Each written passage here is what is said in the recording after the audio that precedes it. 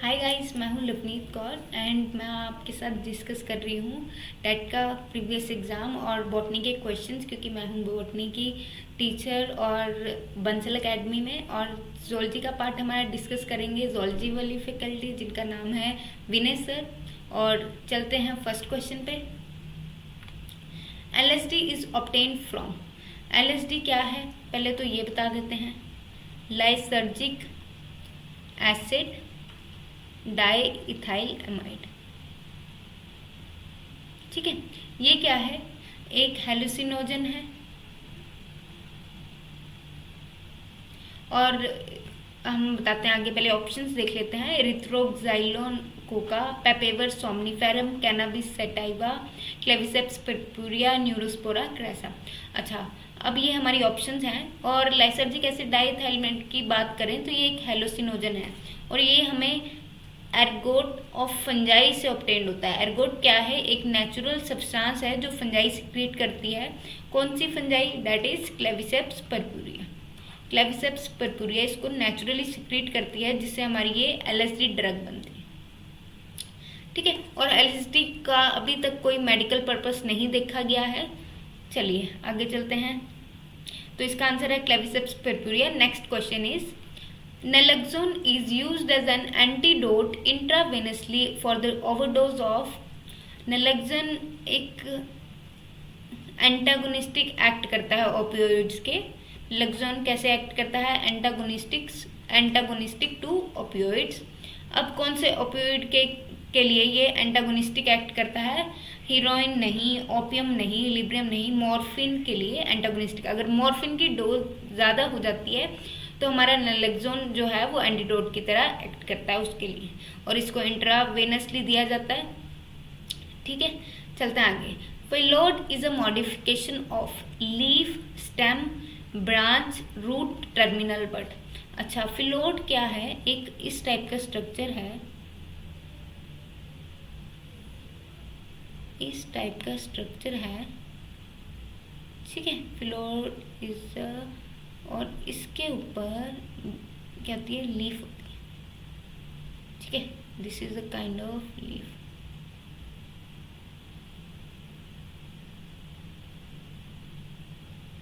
तो फिलोड वैसे तो अगर हम बात करें तो एक लीफ मॉडिफिकेशन ही है। ठीक है, लीफ मॉडिफिकेशन। ठीक है, इस तरह से भी एक भी हो सकती है, इस तरह से। ठीक है, आगे लीफ, ट्रू लीव्स आगे प्रेजेंट है, बट फिलोड क्या है? लीफ की ही मॉडिफिकेशन है एक, जिसके ऊपर लीव्स प्रेजेंट होती हैं। ठीक है, चलिए आगे चलते हैं। Dendrochronology is secondary growth, apical growth, seasonal variation, determination of age of tree, abnormal vascular bundles. तो डेंड्रोन का मतलब होता है ट्री। ठीक है, क्रोनो है, क्रोनोस से वर्ड आता है ग्रीक वर्ड क्रोनोस, क्रोनोस से वर्ड आता है एज। Logy is study. ठीक है, तो dendrochronology is determination of age of tree, इसी से मैच कर रहा है। ठीक है, चलिए अब बात करते हैं फोटोसिंथेसिस की। Next question is photosynthesis is maximum in blue light, green light, red light, ultraviolet light, blue and red light. अच्छा, फोटोसिंथेसिस हमें पता है लाइट 7 कलर्स में स्प्लिट होती है। ठीक है, तो इनमें से कौन सी वेवलेंथ पे सबसे ज्यादा फोटोसिंथेसिस होती है? मैं आपको बता दूं, ब्लू लाइट पे क्या होता है? लाइट मैक्सिमम ऑब्जर्व होती है।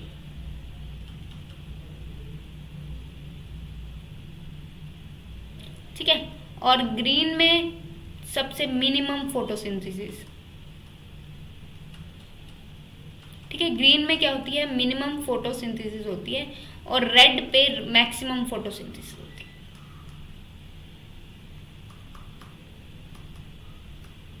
और रेड से कम हम बोल सकते हैं ब्लू पे होती है, रेड से कम ब्लू पे होती है, बट सबसे ज्यादा रेड पे होती है, फिर ब्लू लगा लो। ठीक है, और सबसे कम हमारी होती है ग्रीन पे।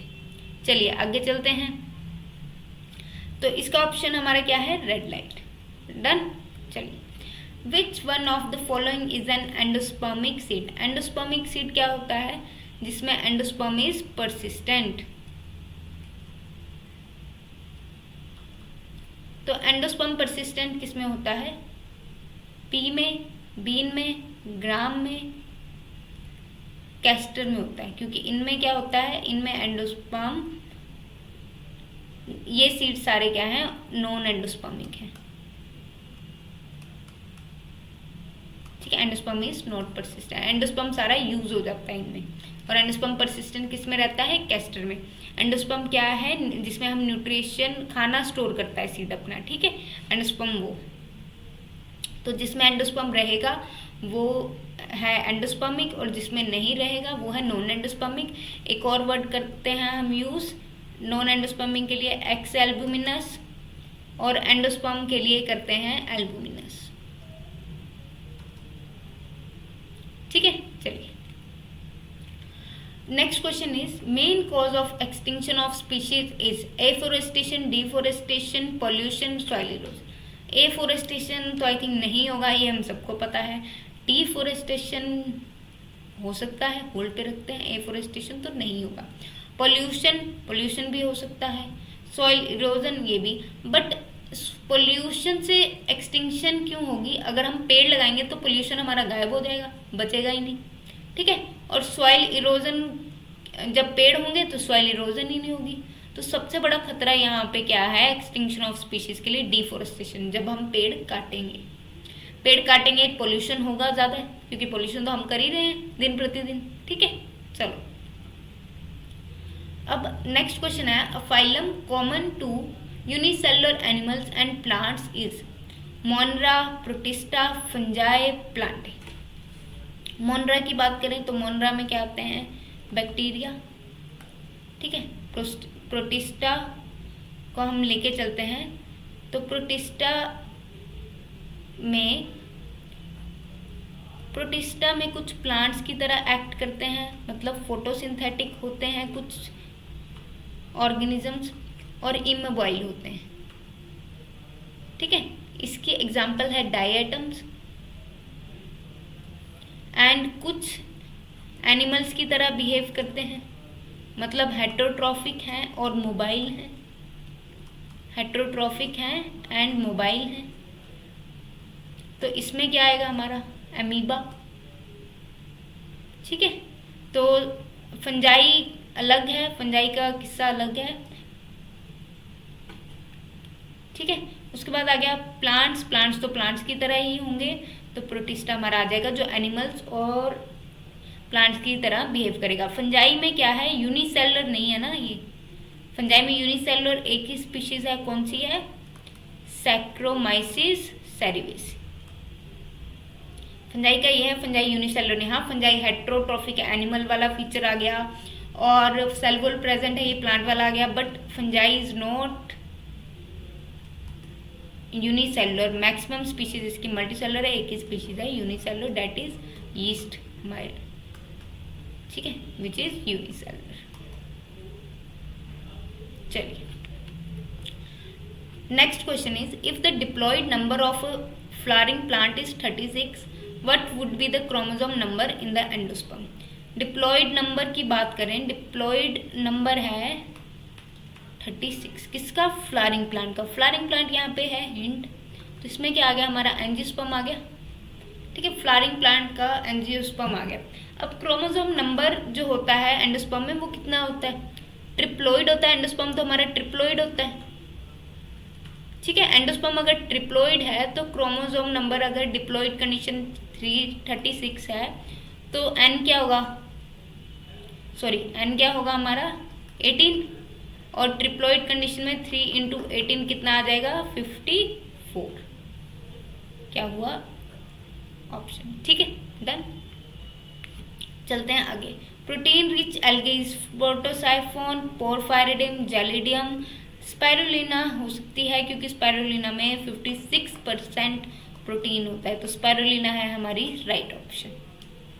राइट, चलो the largest antherozoids are found in Cycas, Cycas में के जो एंथ्रोजोइड होते हैं वो 50 सेंटीमीटर के होते हैं, बाकियों के छोटे छोटे होते हैं, बहुत ही माइन्यूट।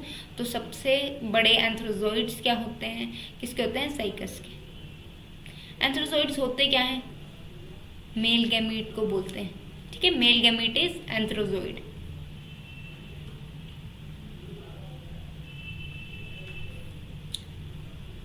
चलिए, which of the following is the unicellular sac fungus.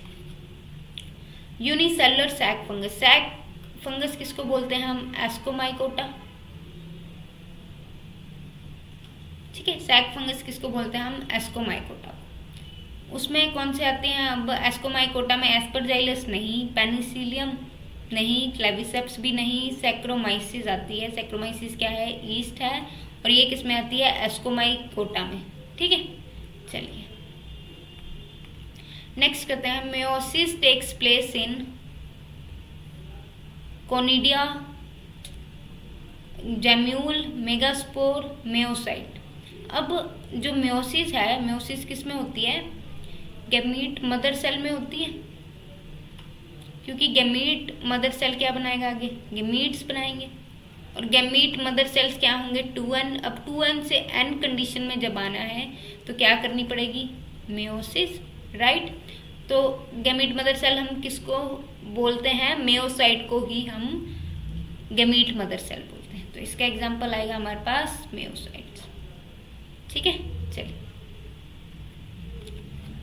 The term biology for the study of living things was coined by Aristotle नहीं, Lamarck and Treviranus, yes, Lamarck and Treviranus ने हमें टर्म बायोलॉजी दे रखी थी, मतलब term biology उन्होंने coin की थी।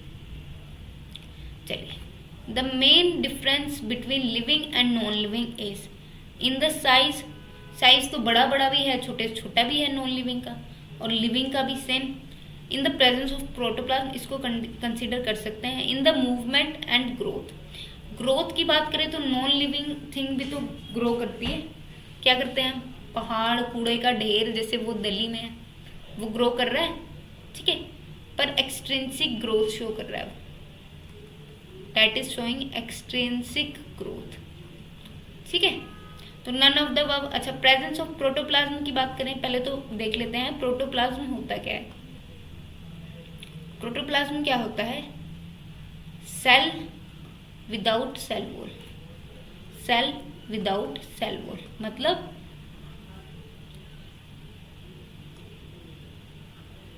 Cell wall के अलावा, सेल वॉल को अगर हम छोड़ दें तो साइटोप्लाज्म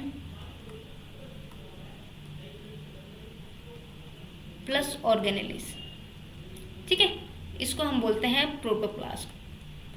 तो presence of proto, non living thing में प्रोटोप्लाज्म नहीं प्रेजेंट होता, राइट, ठीक है। Study of flower is known as agrostology, palynology, phenology, anthology. Anthology, anthology क्या है, एंथोस मीन्स फ्लावर,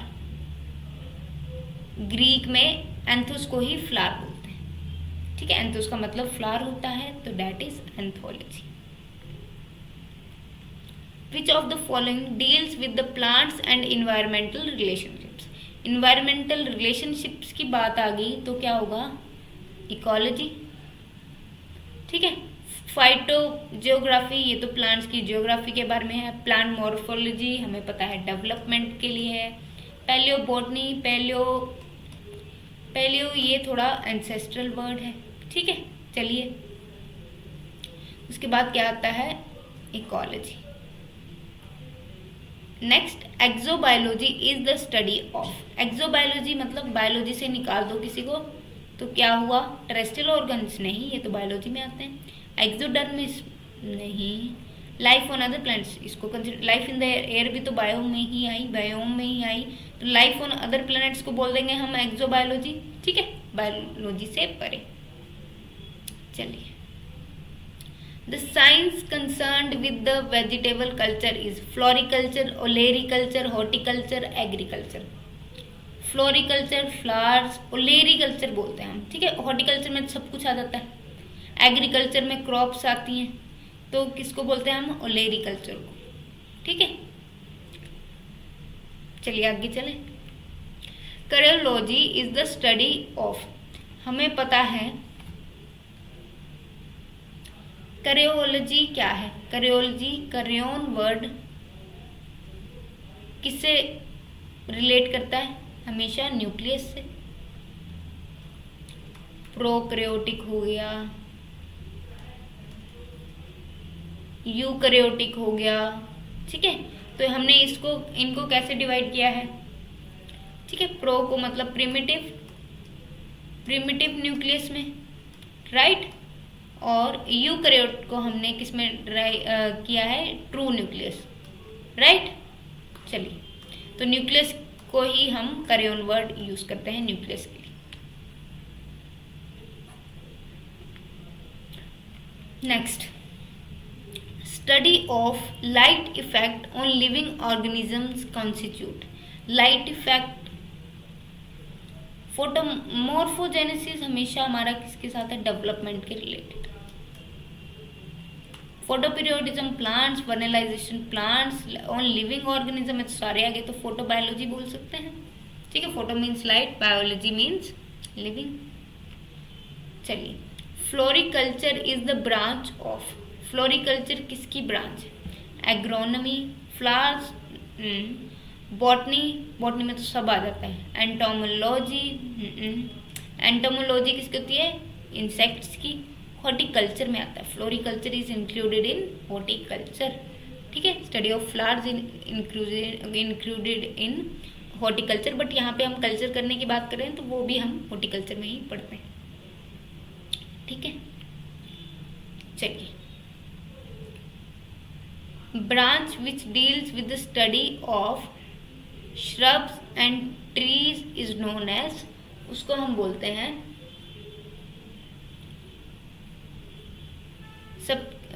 सबकी स्टडी को बोलते हैं हम ट्रीज एंड डेंड्रोलॉजी, क्योंकि हमने पढ़ा था डेंड्रो मीन्स ट्रीज और logy means study, right.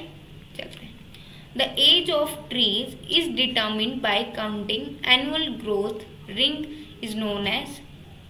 Dendrology अभी पढ़ा, क्रोनोलॉजी नहीं, क्रोनो मतलब एज की स्टडी सिर्फ। ठीक है, डेंड्रोक्रोनोलॉजी, डेंड्रोक्रोनोलॉजी अभी जैसे बताया मैंने, डेंड्रोन का मतलब क्या है? ट्री। क्रोनोस, क्रोनो यहाँ पे वर्ड कहाँ से लिया गया है? क्रोनोस से। क्रोनोस से मतलब है एज, लॉजी मीन्स स्टडी। ठीक है, तो डेंड्रोक्रोनोलॉजी मतलब ट्रीज की एज की स्टडी करेंगे हम। ट्रीज की एज हम कैसे देखते हैं? एनुअल रिंग से देखते हैं। ठीक है, जो रिंग्स बनती हैं स्टेम पे, इस तरह से अगर हम स्टेम को काट दें, ट्री की ये हमारा ट्री है, और अगर हम स्टेम को काट दें, ठीक है, यहाँ से, तो यहाँ पे कुछ रिंग्स बनती हैं इस तरह से, तो उनसे हम क्या कर सकते हैं? एज प्रिडिक्ट कर सकते हैं। We can predict the age of tree. तो डेंड्रोक्रोनोलॉजिस्ट क्या होता है? जो उनकी स्टडी करता है। ठीक है, तो ये तो नहीं होगा डेंड्रोक्रोनोलॉजी। ठीक है, चलिए next question. The study of seasonal flowering in shrubs and trees is known as, उसको हम बोलते हैं फिनोलॉजी। ठीक है, जब हम सीजनल फ्लावरिंग या श्रब्स की स्टडी करते हैं तो हम उसको फिनोलॉजी बोलते हैं, राइट। चलिए, मतलब फिनोलॉजी होता क्या है? साइकिल्स की स्टडी करना, लिविंग साइकिल्स की स्टडी करना, उसको हम फिनोलॉजी बोलते हैं। ठीक है,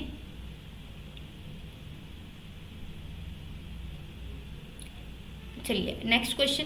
plant species having wide range of genetical distribution evolve into a local population known as. Biome, biome तो नहीं बोलते हैं। ठीक है, जब बायोम में तो सब कुछ आ जाता है। ठीक है, सब कुछ पूरा, जितने भी लिविंग ऑर्गेनिज्म हैं, एबायोटिक फैक्टर्स, वो सारे बायोम में आ जाते हैं। इको टाइप को हम कंसिडर करते हैं जब हम किसी भी पॉपुलेशन की, ठीक है, प्लांट्स की बात करें तो प्लांट्स की अगर हम डिस्ट्रीब्यूशन मतलब उनका ज्योग्राफिकल एरिया चेक करें और किसी एक प्लांट की और उनकी मतलब जेनेटिक्स जीन से रिलेटेड मतलब एक जैसे कितने प्लांट्स हैं किसी भी ज्योग्राफिकल एरिया में, तो उसको हम क्या बोलते हैं, इको टाइप बोल देते हैं।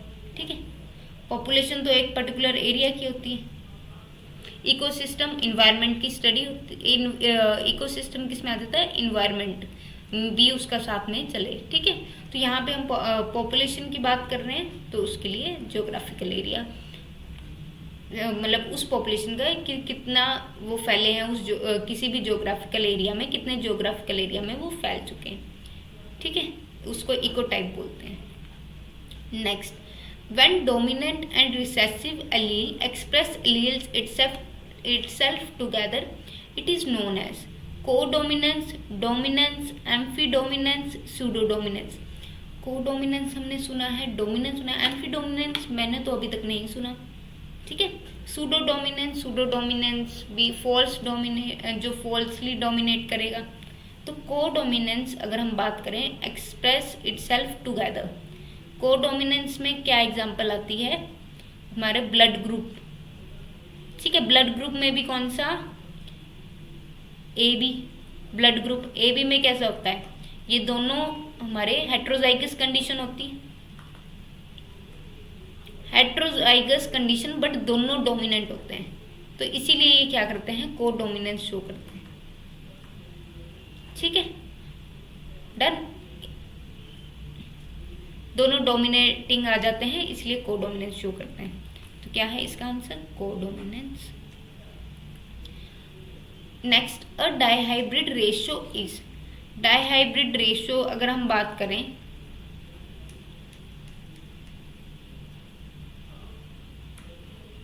हमने पढ़ रखी है पी प्लांट में, पी प्लांट में पढ़ रखी है। ठीक है, पूरा उसका पेडिग्री एनालिसिस किया था हमने, मतलब करते हैं हम जेनेटिक्स में, जेनेटिक्स की बात कर रही हूँ ये। तो इसमें एक रेशो आती है 9:3:3:1। इसमें क्या होता है, येलो डोमिनेंट होता है और राउंड डोमिनेंट होता है। ये डोमिनेंट होते हैं और बाकी रिंकल्ड और ग्रीन रिसेसिव होते हैं। रिंकल्ड और ग्रीन क्या है, रिसेसिव होते हैं। ठीक है, तो अगर हम 9:3:3:1 की बात करें तो इसमें हमारा आता है 9 में आ जाता है येलो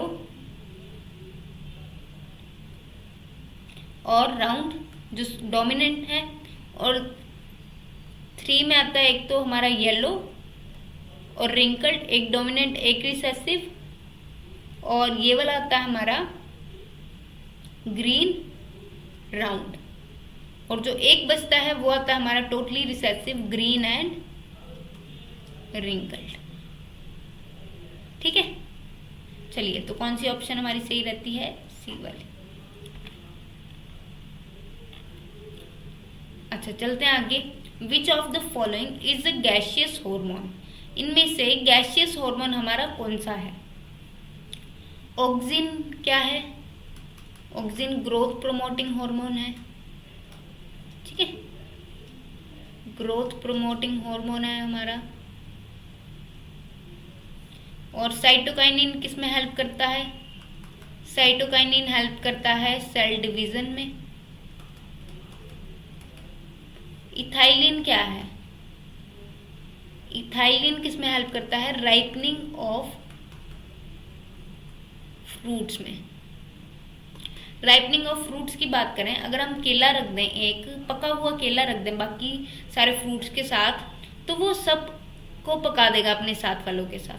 ठीक है, तो वो क्या करता है, एक ऐसी गैस रिलीज करता है जिससे सब कुछ पक जाता है साथ में, साथ वाले केले भी पक जाते हैं, तो that is known as ethylene. और अगर हम जिब्रेलिन की बात करें तो जिब्रेलिन क्या है, ये भी ग्रोथ हार्मोन है। ठीक है, तो इसमें हमारी ऑप्शन क्या हुई, इथाइलिन। राइट, करते हैं। Pollinia are present in family pollinia है क्या, पहले तो ये करते हैं, इसकी डायग्राम बनाते हैं।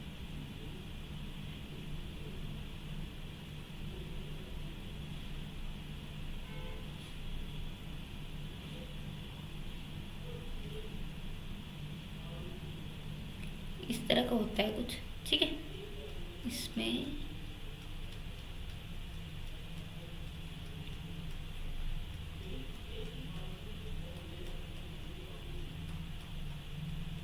इस तरह का स्ट्रक्चर है। इसमें क्या है, पोलन ग्रेन्स हैं और इसी को पोलेनिया बोलते हैं, ठीक है। और ये जो है ये कोडिकल है। पोलेनिया क्या करता है, पोलन ग्रेन्स को हेल्प करता है, मतलब ये जो इसका स्ट्रक्चर है ये हेल्प करता है पोलन ग्रेन्स को स्प्रेड करने में, क्योंकि ये इंसेक्ट से चिपक जाता है, स्टिकी होता है और इंसेक्ट से चिपक जाता है। और कोडिकल भी साथ में रहता है, जब ये स्टिग्मा पे लैंड करते हैं तब ये कोडिकल सरफेस भी स्टिग्मा के ऊपर एक सरफेस होता है उस पर चिपक जाता है, ठीक है। तो ये किसके ये डिस्पर्सल में हेल्प करते हैं, पोलन ग्रेन की, ठीक है। पोलन ग्रेन को प्रोटेक्ट करके रखते हैं इसमें, ठीक है। पोलिनिया, तो पोलिनिया किस फैमिली में होता है, ब्रासिकेसी में नहीं होता है, क्यूकरबिटेसी में भी नहीं होता है, ठीक है। एस्क्लेपिएडेसी में होता है, एस्क्लेपिडेसी में और किसमें होता है, और ऑर्चिड्स में भी होता है, ठीक है। मालवेसी में भी नहीं होता, एस्क्लेपिएडेसी और ऑर्किड्स में होता है, ठीक है। चलिए इसी के साथ हमारे PYQs खत्म होते हैं HPTGT के, ठीक है। अभी कुछ और लेके आऊंगी मैं, मतलब आज के लिए इतना ही, ठीक है। फिर से और लेके आऊंगी क्वेश्चंस आपके लिए, ताकि आप उनको एक एनालिसिस कर सकें उनको देख के। चलिए, थैंक यू।